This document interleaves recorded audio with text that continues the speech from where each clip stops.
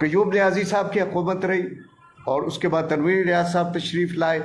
ज़ाहिर आज़ाद कश्मीर का एक बड़ा ज़बरदस्त कबीलाई मालाती साजिशों का ताल्लुक होता है और अफसरशाही बड़ी ताकतवर है, नहीं काम करने दिया, नहीं काम हो सका।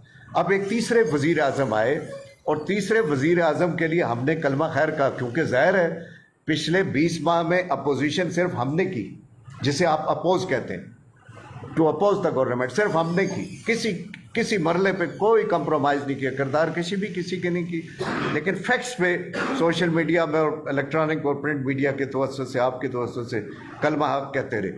अब वो एक तब्दीली हुई, ज़ाहिर है ये तब्दीली PDM की है और ज़ाहिर है इस तब्दीली में हम भी एक कारकुन है। मैं फारूक कादर साहब का कारकुन हूँ, तो ज़ाहिर है मैं भी उसका एक हिस्सा हूँ। तो मैंने राय जो ही मुझे ये मई के इब्तिदा में पता चला कि प्राइम मिनिस्टर ने ये डायरेक्शन दी है, जिसके हम वेल विशर हैं चौधरी अनवार अल हक साहब के, जिनकी कई चीज़ों को हम समझते हैं, हम में से कई लोगों से वो बेहतर हैं उस बाज़ एतबार से, लेकिन जब उनकी डायरेक्शन का पता चला, वो कहते हैं 450 बेड्स का मेंबर मुझे बना के दो, डंडा रख के उन्होंने कहा, डरा के, चपलियाँ खोल के रखते हैं, बटन खोल के रखते हैं। तो ये बड़ा अफसोस हुआ जब फिर मैं उस ऑफिस में खुद गया कि बस हो गया था, हम गलत बयानी भी करते हैं। ऑफिस में गया, पता चला जनाब सख्ती से ऑर्डर है PC1 फौरी तैयार करके दें। 100 बेड्स ऑलरेडी, मेंबर भी हमारा है, तासब की बात नहीं करते कि ये सब ला के हमारे, लेकिन ये इन्होंने हमें हमेशा मजबूर किया कि फिर हमें अपनी दफा के लिए कलमा करना पड़ता है।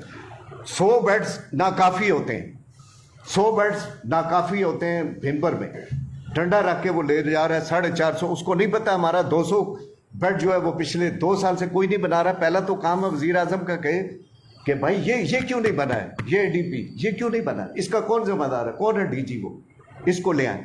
तो वो चैप्टर वहीं रह गया, 450 बेड, उसके लिए असामियाँ।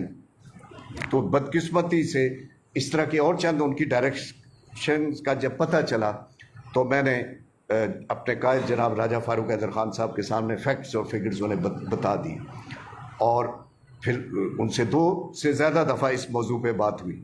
साथ में ज़ाहिर है वो एक पार्लिमानी पॉलिटिक्स का हिस्सा है। दिल से मैं नहीं मानता कि अब वो इस सारे अमल की सपोर्ट करेंगे, ये नामुमकिन। मैं जितना फारूक हैदर साहब को जानता हूँ वो इस हुकूमत को अब ज़्यादा सपोर्ट नहीं करेंगे, लेकिन कुछ काम हमारे करने का भी है ना। ये कैपिटल सिटी के अंदर जो हम लोग बैठे हुए हैं, जो जवान साल लोग हैं, ये उनके हिस्से का काम है।